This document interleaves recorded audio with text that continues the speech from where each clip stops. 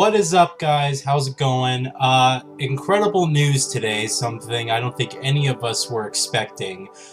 Just a few minutes ago, Sony unveiled the PlayStation 5 controller, alright? It is a radical design compared to, even from the DualShock 4, going from the DualShock 3. I think this is a much more larger departure. And it looks very, very, very interesting. I'm seeing some people who are kind of split on the design. Some people don't like the design of it and think it looks a little bit too radical, and then there's others that actually really like the design and think it looks really cool. I'm going to give you guys my personal thoughts. We're going to go through all the specs that they sort of unveiled about the controller and what it does. The cool thing about this, it's no longer called the DualShock 5, as many of us were expecting it to be called.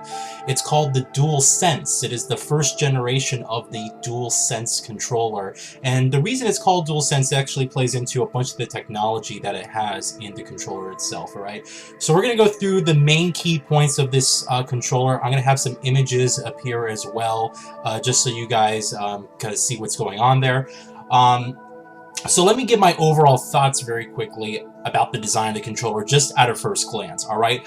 I like it. I am in the camp of the people who like it. I think that it looks very radical in terms of its design. It's very sort of very futuristic, you know, and I really like that Sony's going with a different design here. Not that I had any problems with the DualShock 4. In fact, I think the DualShock 4 is probably Sony's best controller next to the PlayStation 2 controller. But you know, what I really like about this is that we're into a new generation of gaming. We're coming on board into a new generation of gaming. And one of the more exciting things about a new generation of gaming is the different feeling controllers. Now, Microsoft is taking a very different approach here with the Xbox Series X, and they're going for a very much, if it's not broke, don't fix it approach. And so their Xbox Series X controller looks very comparable to the original Xbox One controller, which I have right here. You know, they just kind of made it flatter and did a few different design changes. It just looks a little bit modern, more sleek, right? Whereas Sony's sort of taken this very radical approach, and I like this a lot because it really kind of speaks volumes and gets your excitement up that this is new technology that you haven't seen before, versus something that's, okay, it's familiar, and you know, you can just sort of, you know what to expect going into it. Now, there's a lot of technology built into this controller specifically, so let's talk about this. For one, Sony is basically putting in haptic feedback. Now, Microsoft has had this during this generation on their the triggers on the controller. Haptic feedback is essentially rumble that's embedded into the bottom of these triggers. And so when you're playing like a driving game, for example, Forza Motorsport uses this. If you push really hard on the left trigger, that trigger will actually vibrate violently, and so you sort of get this sense that the car's becoming unstable as it's sort of grinding to a halt after a high speed, and you just sort of, it's just a different feel. I kind of like haptic feedback, to be honest. It's not a game changer by any means, but it's kind of cool, and I do notice it when it happens. And so Sony's finally implementing that in their controllers, which I think is really, really cool, alright? The second thing is Sony's actually taking this a step further, and they're having adaptive triggers. And so what they're basically saying, and this has been rumored for a long time, now it's finally confirmed. What they're basically saying is that, and I'll take a DualShock 4 here for example, you're going to actually feel tension on these triggers, the left and right triggers. And so they're saying, for example, if you're pulling down a wire on a bow and arrow, you're going to feel the tension as it starts to get a lot tougher to keep that to keep it held down as you're aiming. And maybe you're firing a gun, you get the vibration in the gun, or you know, something like that, or maybe there's no bullets in the gun and the trigger's a lot more loose. You know, they're basically going to have these controllers sort of adapt the resistance depending on what you're experiencing in the game. I really like this. This is exciting for me, especially, you know, because there's a lot of games that could actually benefit from this. You know, we play a lot of action-adventure games, and look, bow and arrow is another great weapon. You know, you're always firing a gun in these first-person shooters. You have other games which can sort of use the triggers as a means of you sort of maybe doing some rock climbing or going through some mud or whatnot, and you're going to be able to feel the resistance of these different properties in the game on the controller itself. So this is really, really, really cool and really exciting. All right. Now they also changed the sort of the shape of them a little bit, and so you'll see that not only are they larger, you know, both the L1 and R1 buttons are larger, as well as the L2 and R2 buttons are also larger, but they're actually skewed a little bit to the side, and so they sort of curve off. No longer is it sort of flat on the top like the DualShock 4. It was very flat, you know. So no longer is it flat, it's more rounded like the Xbox One controller, where it sort of has, it goes off to the sides a little bit. I think that's perfectly fine. I didn't have an issue, to be honest, with the flatness of this versus the rounded shape on the top. It didn't really matter to me, but they are larger, which is actually pretty cool, and I am hoping that because they are larger, they're going to be able to do a lot more with, again, that it's probably needed for that adaptive sensing technology, but I'm hoping it's a lot more comfortable on top, because really, you know, we had the R1 and L1 buttons on the PlayStation's 4 controller were very small, you know, considering the rest of this piece up here. They're very small buttons, and Microsoft did increase the size of all of these buttons on the top here, their trigger buttons as well as their bumper buttons, to make them a lot larger.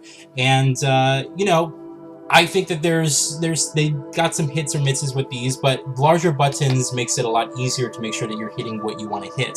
Although this was never really an issue prior, but these are larger and they are skewed to the side, which is pretty cool. Now, the cool new change about this, I'm looking at it right now, we got rid of the light bar, all right, which a lot of people liked and a lot of people didn't like. It was sort of a hit or miss thing here. A lot of people didn't like it because it was mainly draining the battery life of the DualShock 4, and that was the main complaint, is that this bar, my PlayStation's going to turn on, this light bar here would drain the battery of this controller by a lot. And even though Microsoft uses AA's, they don't have any, you know, flashing lights except for the face button here that lights up. So Sony has this big light bar here, and that was a big complaint with the DualShock 4 when it first launched, was you just got this massive drain in battery life. These controllers were dying after 10 to 15 hours of play, and you had to keep recharging them, whereas Microsoft lasted a lot longer, but they were AA batteries that were being used. I like the design of the light bar, and of course, you know, as we got through this generation, they added functionality like, oh, you can dim the light bar so it doesn't drain as much battery life, although I don't think that helped considerably. So no longer is there a light bar. What we have instead is a light ring. And so what this does, if you're looking at the picture right now, it sort of lights up the space between the touchpad, which they're keeping. That's the white centerpiece in the controller. It's still retaining the touchpad right here on the DualShock 4. So we're retaining the touchpad, but we're getting a light ring around it. I really, really like this design. It looks really cool. It's going to be able to change colors. I imagine when your health gets low in games, similar to how this bar works on the PS4 controller, you're going to start seeing it change different colors. Different players are going to have different colors. And, you know, there's just different games that are going to be able to use it properly. Now, sure, a lot of third-party games haven't utilized it much. Lately, especially because now we're at the end of this generation, so we're seeing a lot less of these sort of gimmicky peripherals. We saw them a lot heavily during the beginning of this generation, but you know, that's to be expected. It's new technology. It's sort of like 6-axis with the PlayStation 3. Sony had to like embed 6-axis in all their games. So we saw a big influx of using that in the very beginning, but then it sort of died off later on during the generation. And so we sort of saw the same thing here with the DualShock 4's light bar. However, I'm hoping because it's a light ring now, that not only is it, you know, they can still use it for what it was used previously for, but it does not going to drain battery life nearly as much because there's not enough light being emitted from it anymore. It's not as much. Like, I never actually opened the DualShock 4 controller to see how many LEDs are powering this thing or just how big the bulbs are, but I imagine that it's a lot cheaper to produce something like that, and it doesn't take as much battery life because it's very dim in retrospect. So that's going to be pretty cool. You're going to get longer battery life on this controller because of that light ring, and it actually looks cool as a result of that, which is nice. And it is still being charged, or it will be charged from now on with USB-C. So micro USB is being completely thrown out. which is a good thing. You know, we're every peripheral these days that's using some form of USB for charging has moved on to USB-C. And USB-C is a lot more sturdier, built better. You can plug it in any way you want. And I think a lot of people just prefer that overall. So we're getting full USB-C charging on this controller. Not really surprising, but something again to mention. They got rid... Well, they say they got rid of the share button, but they really didn't, all right? What they did is they just renamed it to the create button. It's now called the create button. And so you see, you know, if you're looking at the controller head on here, you still have that share button up here in this corner of the controller, right to the left of the touchpad. But everything's categorized by symbols now, so it no longer says options like it does on the current PS4 controller. Now we have little symbols that sort of detail what it's supposed to be. And so you still have your options button. The touchpad, I assume, is still going to be clickable, and it's probably going to be left and right clickable as well, because there are some games where, depending on which side you click the touchpad on, it would actually open up a different menu. You could do different things with it. So I imagine they kept all that functionality with the Dualsense controller. But now we have a create button. It's no longer called share. I expect it to do the same thing. You know, it's just going to capture gameplay. It's going to capture screenshots. We already have on the PS4 Pro the ability to capture 4K screenshots with PNGs, uncompressed images. I hope that with the PlayStation 5, that this create button allows us to actually capture 4K gameplay, or at least 1080p 60 frames per second, because right now the PS4 Pro tops out at 1080p 30 frames per second for video, and the PS4 is still 720p 30 frames per second. So it would be nice if we can get full 4K 30 frames per second recording, or 1080p 60 frames per second recording. I think that would be really cool. And you know, whenever I use background gameplay, excuse me, for my videos, that is usually captured using the share button whenever it's a PlayStation game or something on my PlayStation console. And I usually, you know, just capture it directly from the PlayStation console, put it onto a USB, and then that's what you guys see on YouTube. And the quality's pretty good, but again, you're limited by the frame rate. And so you can record a game of Call of Duty, but you're only going to see 30 frames per second of that 60 frames that the game's refreshing on. So I'm hoping that we do get a bump up in resolution and frame rate for actually recording videos using the create button, alright? But that's something to note, is that's called create now. It pretty much does the exact same thing. Built-in microphone. This could be a good thing and also a bad thing, because how well do you think this microphone is gonna be? You know, one of the cool things about the PlayStation 3 was that you could use any Bluetooth headset, and Bluetooth headsets were used heavily back then because a lot of cars back then in 2006 didn't have built-in Bluetooth for your phone. You know, you would still need to buy a Bluetooth headset to talk to people when you're driving. And the cool thing is that the PS3 supported that, right? But the bad thing is that it allowed for any Bluetooth headset, and so you saw a lot of people went out and buy cheap Bluetooth headsets, and they were really shitty, and they didn't really sound good. And that was an infamous thing during PlayStation 3 lobbies, is you just heard people, you know, lots of background noise and very muffled voices. You couldn't make out what they were saying. So the microphone is going to be built in on this controller. I hope it's not going to be a repeat of the PlayStation 3's Bluetooth headsets and the way that sound, because that was pretty bad, you know. I'm hoping again it's good, but what they're going to need to do is really invest in the technology to make sure that we have noise cancellation and all this crap, to make sure that you don't hear, you know, someone cooking in the background when someone's trying to talk to their friends, or dogs barking, or loud construction outside. You know, that is sort of going to be, we're going to have to wait and see for that. We just don't know. I do think it is convenient, though. You know, no longer, if you just want to go in there, have a quick conversation, say a few words, you know, and I imagine they're going to have speak to text availability, so that when you're actually trying to type a message, instead of typing it, you would just say the words, and then it just, you know, puts it in, was it voice to text or something like that it's called. So I imagine that they're probably going to have that functionality in their for actually sending messages, and that's going to be really cool. I do like that. But again, I just hope it's a good microphone, because if it's a good microphone, then that would be great. We can, people will probably use that regularly to talk with their friends, and it wouldn't bother many other people. But if it's really poor, this might be a repeat of the infamous Bluetooth issues with the PlayStation 3 back in the day. So we'll just have to wait and see on that. But it is cool that it does have that built in. Yeah, we talked about the touchpad. The only other thing I really want to touch upon is that the analog sticks have a different texture to them. I am very thankful about that. They actually have, it looks like they're still rubber, but they actually have a stronger texture and grip to the outer ring of them. One of the biggest complaints I had with the DualShock 4, especially the original DualShock 4, which is this one, you can check by, the behind the face buttons here, it's all shiny plastic. This is the original launch DualShock 4.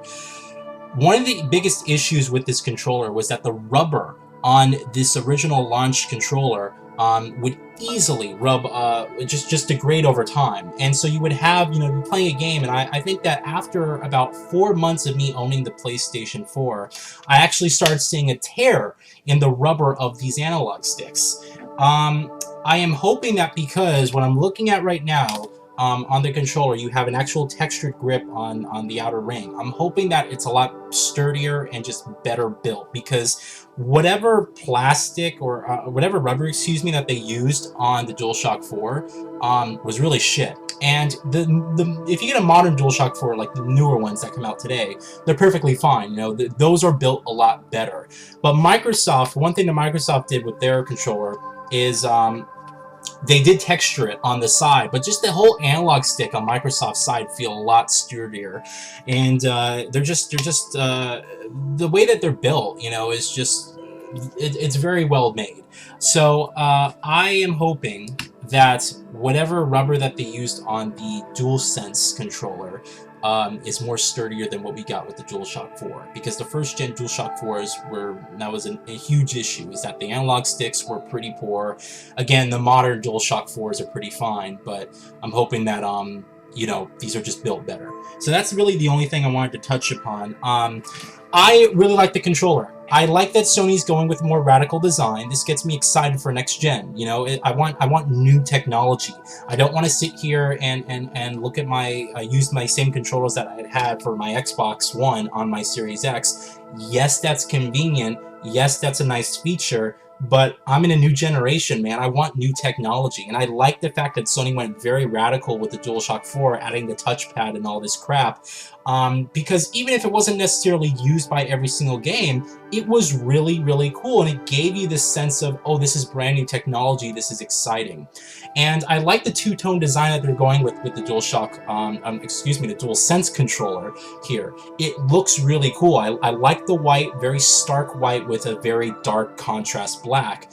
And I just think it looks really, really cool. It's very eye-catching, and it looks next generation. This might speak to how what we're going to be seeing with the PlayStation 5 in terms of its console design. Will we see a similar two-tone style to the PlayStation 5, where you have like this beautiful white ceramic top, maybe with the jet black plastic that they use to house the actual console, but you have this really nice shiny plastic white on the top? I'm not really sure, but it is really cool to think about, and I do like that Sony again is going with a radical design here. I think it's really cool. Everything about the controller looks really nice. Even the face buttons, they got rid of the color face buttons, so now they're just simply black and white. I do expect them in the future. What they might do is, because Microsoft, I'll bring another Xbox One controller. This isn't a good example. Anyway, on some Xbox One controllers that are white, what they did is, even though the face buttons aren't colored, they had little colored dots on each side of them. So maybe Sony will do something similar with the DualSense controllers, but as we're seeing right now, that doesn't seem to be the case. I like the design. I like everything that I'm seeing, and it looks really, really, really cool. And I'm looking forward to getting my hands on this thing and actually seeing what it feels like. And I am hoping that the materials are high quality enough, that they're built well enough. They said that they focus tested everything and that this was very well received by people. So just whatever materials that they're using for the face of it, we're gonna have to see how it holds up with like sweat over time, you know, because people's palms sweat when they're playing video games, and not everyone is, you know, clean and washes their hands, you know, once they pick up their controller. So we're gonna have to wait and see how this goes. But I like what I'm seeing so far, and this is really exciting technology. All right, so let me know what you guys think in the comments. We're looking forward to it, and hope you all have a fantastic day. Thank you.